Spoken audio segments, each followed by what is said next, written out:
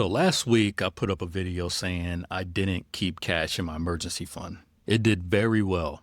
Almost 2,000 views in 3 days, which is my best video by far on this channel. I did get pushback and I got it really fast. People telling me how I'm gonna go broke. The whole point of emergency fund is it works when things fall apart. There was a few people saying my voice sounded like AI. So I thought that was funny. So welcome back to another episode of Almost Wealthy. I'm John, turning my portfolio into my own bank, and I'm on my phase 2 of my bill stacking plan. And I'm not making this video to argue with anybody. I kind of wanted to show you the reason why I think the way I think by making this video and why the pushback didn't really change my mind. It just shows me I'm pretty much on the right track. Like I normally tell people, stop being an normie, because what worked in the 50s, 60s, and 70s really doesn't apply today. And sometimes people just think the normal way of doing things is how it works today. And sometimes you just need to rethink how you do things because changing is hard. So now let's get into it. So off the record, I just want to let people know that I'm 45. So the thought of not saving money in a cash account didn't happen overnight. I did this approach for years in my teens, my 20s, and early 30s. This approach that everybody told you to do so you felt like it was a responsible thing to do. And at the time, it was probably the responsible thing to do. But as you keep reading books, you keep watching videos, you gather knowledge, you kind of start noticing that the certain people are elevating faster than the people doing it the normal and traditional way. And it also comes from people telling you that debt is bad. Don't get into debt. But like I said, as people read more and you realize that debt can be helpful in some scenarios, like all things, it can be abused. And when you abuse it, you can get burned. Then after a while, you stop accumulating information and you kind of start getting to the point where you want to take action. Then once you take that action, you start building an actual portfolio and watching your portfolio grow every single week, going through the ups and downs. And you notice things like your portfolio was growing at a rapid pace compared to the money I had sitting in my account that was actually deteriorating. And I'll explain that later as well. But once you start reading and taking information and taking action, things start to click. I'm not saying I made this switch overnight, like instantly, but once I started making the change and started seeing the results, I was like, oh, I should have been doing this a long time ago. And to be honest, I'm not even doing this recklessly, even though people say that I'm doing it recklessly because I'm just using margin in general. But I've watched plenty of YouTube videos where people are using up to 30 to 40% margin right now, and they're still fine. But those people have way bigger accounts than I do. So their fluctuation could be like $50,000 to $100,000 if the market goes up and down. But watching them show me what actually is possible, and I'll talk about those content creators later on. I've been watching them for pretty much the past year and watching them help me formulate kind of like my plan on how I want to attack paying bills on margin. They definitely give you a different perspective on things. So let's go back to the topic because I want to give presence to actually what I was trying to say. The point of the emergency fund is to have actual cash fast when something goes wrong. But I also wanted to educate people, letting them know that you don't have to actually have cash in a cash account to do the same job as having cash, having access to cash, that is, and having cash that actually shows up when you need it. My portfolio does this the same way as a cash account does, which basically was my whole argument. Right now, I can borrow against my portfolio without selling anything, and my money shows up in my bank account within a day or two. And that was the whole point of the video. It wasn't because I was thinking cash was stupid. It's not because you should borrow against your portfolio no matter what, that type of situation. And if you have a portfolio big enough to borrow against, instead of a pile of cash sitting idle in a bank account, grabbing cash out of a savings account isn't the only way for your money to be ready for you when you need it. So there's a saying. I remember somebody telling me, as you grow through your life, your job is to stay above the line. It's exactly that. The economy has changed dramatically. What the economy was in the 50s, 60s, and 70s and 80s is totally different now in 2026. you can't really actually apply the same rules to today's economy. What I've always told people is that the prices aren't going down. When I first started driving, gas prices were 90 cents. When it went to $1, people were outraged. Now, where I live, gas prices are almost at $4 a gallon. Some places that are like $7 a gallon. It's the same thing with the house. Back then, the boomers could buy a house for $30,000 back in the boomer days. But times are different now. When I was growing up, you can literally go to a car lot and buy a car for $2,000 to $4,000. You could work at McDonald's, save up money for summer, and buy a car at 16 so you can drive to school that year. You can't do that today. So thinking you can keep money in a savings account growing at no interest to little interest, and it's still going to have the same value later when you need it for an emergency, you're sadly mistaken. And I know there are some banks out there that give high yield savings account, but those high yield savings accounts, when it comes to a traditional bank, they'll lure you in with that high yield savings account and eventually change it when they got you in and dwindle it down to like pretty much 1% after you had that account for like 6 months. Compared to if you had a high yield savings account from your brokerage, they normally stay within the lines of the Fed rates. So those rates fluctuate, and the interest rate on the margin fluctuates as well as too based on the Fed rates. But the bank rates, they usually don't move the same way. Once they go down, they normally stay down. They keep going down to the point where you're making literally to no interest. The banks don't want you to make interest on your money. That's the whole reason why we're going through this whole Crypto Clarity Act thing, is because people are making money on their crypto through stable coins, but the banks don't want to provide that same service. I'm not saying all of them will do that, but the majority of them do. So if you look at it in hindsight, the only way to stay above the line is to invest and let your money work for you while you sleep, which you hear all the time. And what that money does while it works for you, it might go down, it might go up, it might stay stagnant for a while. But at the end of the day, your job is to stay above that line, because if you don't, you're going to get priced out of life. And there's a saying that everything goes up except for your paycheck. So take that for what you will. So let's do a comparison, because I want people to understand the thinking outside the box and seeing things from a different perspective. So let's say you have 3 people. They all want the same car, the new Tesla Model YL Premium, which costs $61,990 out the door. So let's say 2 of them have $200,000 sitting in their regular savings account. Cool. The third person has $200,000 sitting in their investment portfolio. So person 1 just pays cash. Done. One shot, no monthly payment, no debt, no interest, drive off the lot, free and clear. But that $61,000 is gone from the savings, and it stops earning anything from them the second that money leaves the account. Person 2 doesn't want to touch that $2,000, so they finance the car instead. So the Tesla actual numbers right now, let's say it's $993 a month, a 5.69% APR, and you put around $3,000 down for 72 months. Run that loan out, and it costs about $12,556 in interest over 6 years just to finance the car. That $200,000 is still in the bank, but that savings account isn't paying them much money for it to sit there.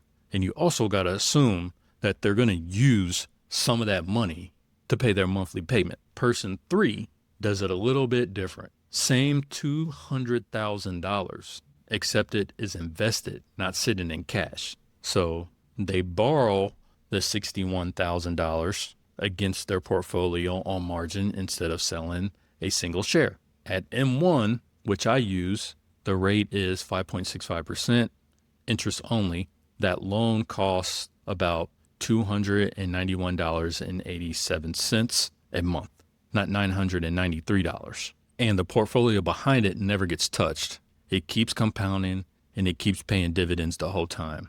If that $200,000 is earning a blended yield around 5.23%, that's roughly $871 a month in dividends, more than enough to cover that $291.87 of interest by itself. Person 3 drives the same Tesla, keeps that $200,000 fully invested and growing, and pays less than a third of what person 2 pays every single month. So this is not a hack. That's just what happens when things back in your loan is actually working for you instead of sitting in a cash account. Let's do another comparison, something way less than a Tesla. We'll do a kitchen remodel, which is normal. Let's say the average kitchen remodel in the US runs about $35,000 right now. So same 3 people, same setup.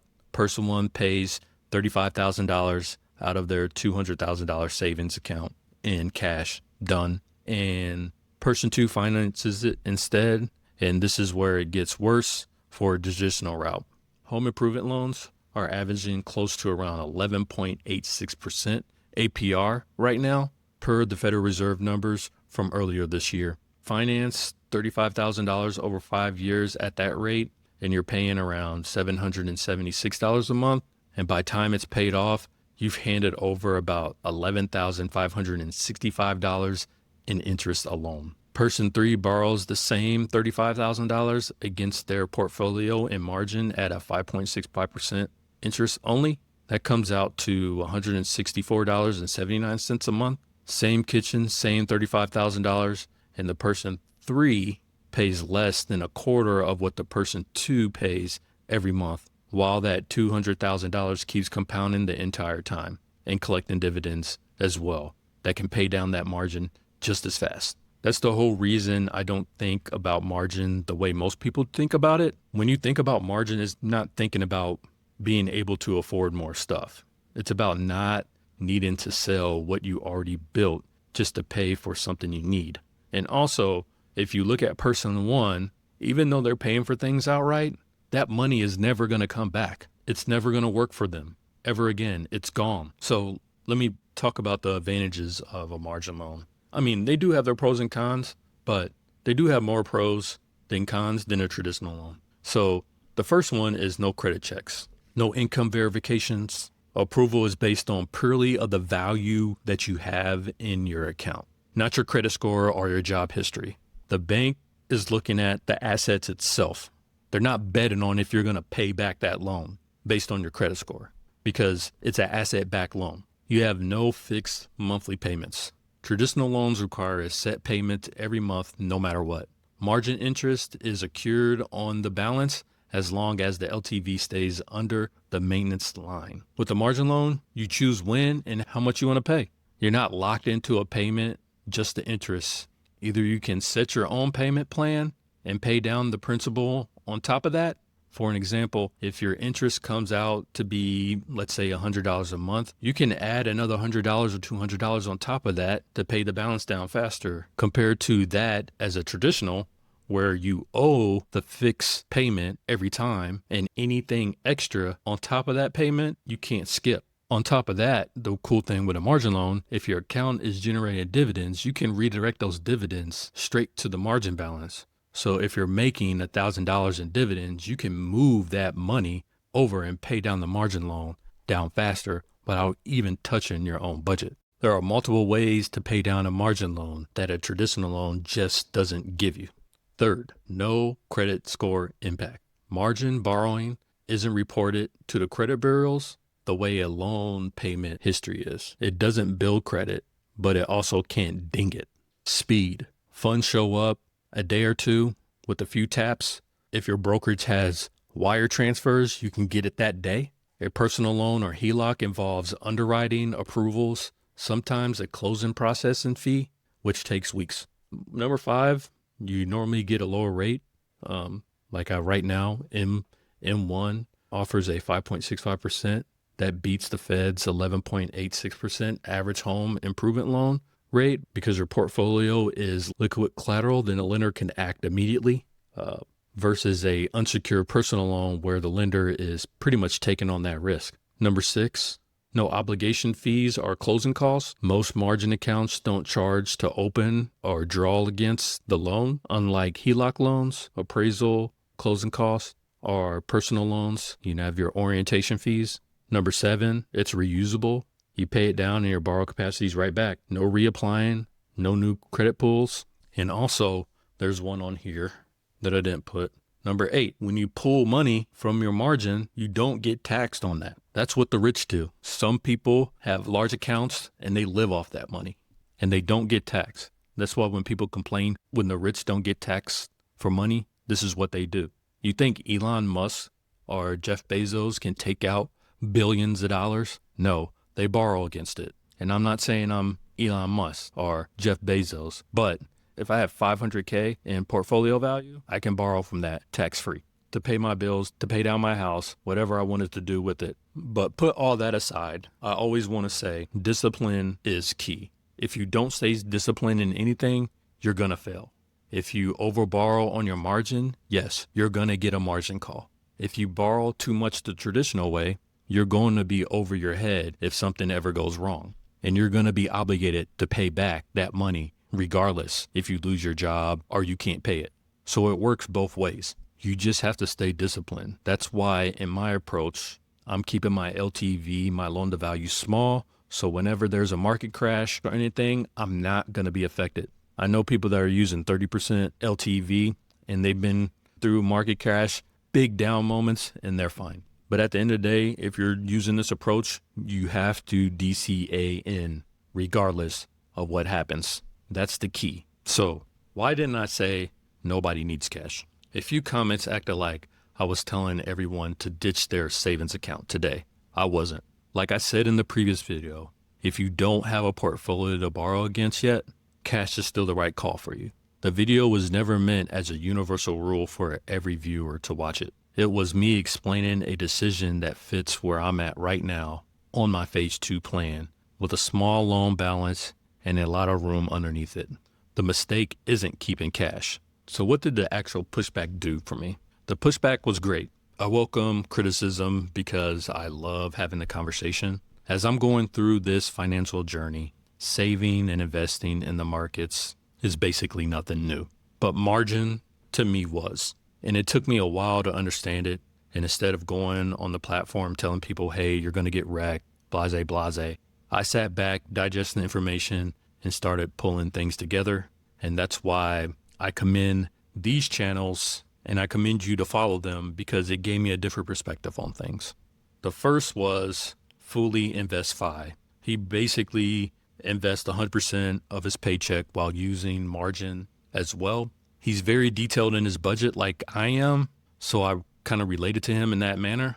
When I was watching his videos, I wanted to get to the point where I could invest my full paycheck into the market while living off margin. And he's pretty much been through it all. He ended up losing his job and he kind of went through the process of how he's still living off his portfolio while finding a new job.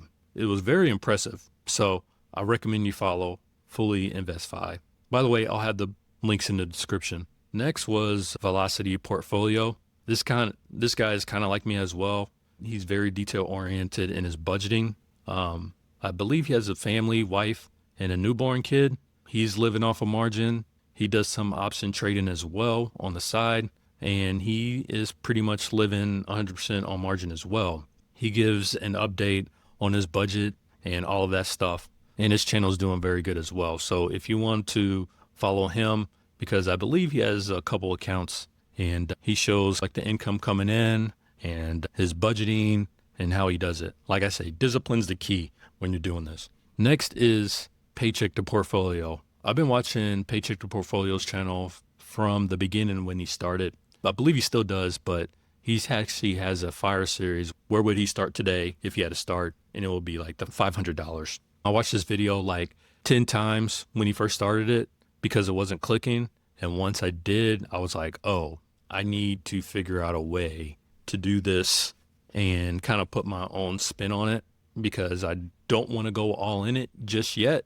But he gave me the groundwork on how I should start my approach to figure out how to get my bills on margin. So he has great content and I would subscribe to him as well. I would say next would be Dillon, but he doesn't make videos anymore because I believe he has his Series 7 and he works with a actual finance company, but his name wasn't Dillon. It was like Margin Mindset at the time. And he pretty much broke down how he started. He used to, I would say, flip burgers or stuff, and he would just keep on saving. And he had a count up to like almost like 400, 500K, like within like 3 years. He was purely growth oriented. He doesn't make any videos anymore, and he got rid of all his previous videos. But he told me about the smart transfers within M1. So I would definitely recommend subscribing, because maybe he might post videos later down the line. Last but not least is Recycle Your Money. Margin really didn't click for me until I started watching their channels, especially Recycle Your Money. Once I started watching their content, when they were putting it out, I was like, whoa, this really makes sense.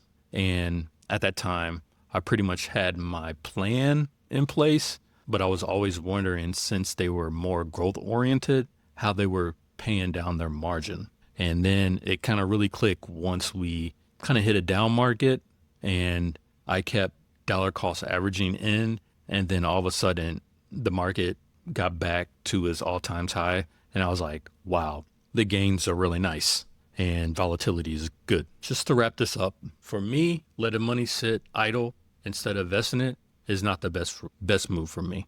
I'd rather have my money working, dollar cost averaging in the market, so I can capitalize on the bear market and the bull market. There's a saying I've always heard: buy when there's blood on the streets. When the market goes down, think of it as an opportunity rather than a reason to just save money for a rainy day. Like I said, prices aren't going down. People are getting priced out every day, and yesterday's prices aren't today's prices. That's why I made this video, and that's why I'm telling you that having your money idle, sitting in an emergency fund, is really not the right approach. Not because I think I'm right, and not because I think everyone's wrong, because the actual numbers behind my decision are still the same numbers that made me comfortable with it in the first place. Criticism is always welcome here. It's a part of why I show the real numbers every week instead of the parts that make me look good.